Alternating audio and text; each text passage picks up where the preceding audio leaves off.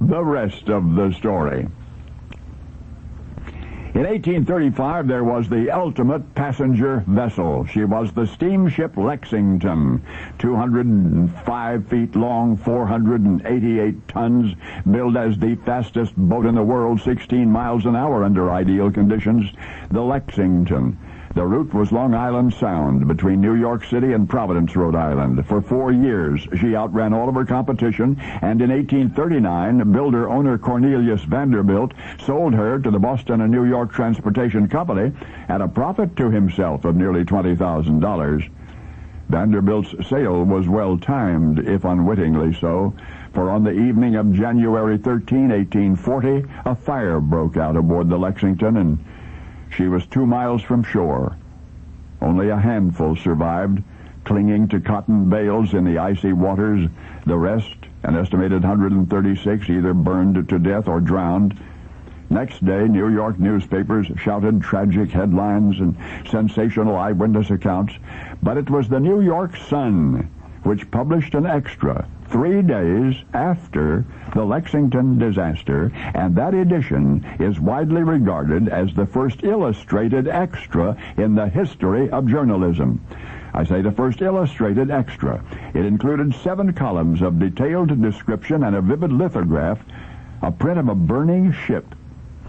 Lithography, as you know, is a printing process. A lithographer uses a flat stone or a metal plate, parts of which have been treated to repel ink. Thereby, an elaborate drawing may be reproduced with photographic precision. Nate knew the lithography business very well, an apprentice lithographer at 15. At 21, Nate owned his own lithographic establishment in New York City. In subject matter, disaster was Nate's specialty. He satisfied the public's morbid curiosity much in the same way the yellow tabloids do today, by depicting the gutted remnants of hotel holocausts and various scenes of great destruction. Nate's big break, the print which catapulted him into national prominence, was his 1840 lithograph of the Lexington disaster. He was only 26 back then, when the New York Sun ran his picture of the burning steamship in their extra edition coverage of the incident.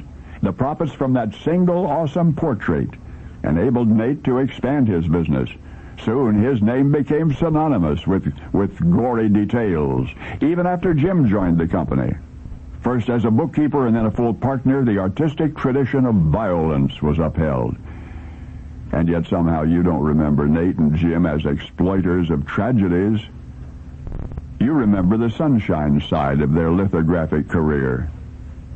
When you think of Nate and Jim, you envision a gentle Americana.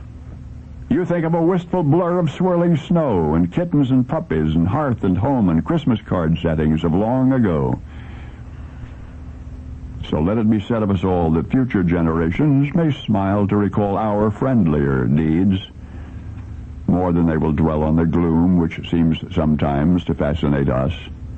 For if man were as pessimistic as he is frequently portrayed, we would remember the Lexington engulfed in flames. Instead, we remember a brighter yesterday, bequeathed to us by Nate and Jim, Nathaniel, Currier, and James Merritt Ives. Currier and Ives. Only now you know the rest of the story.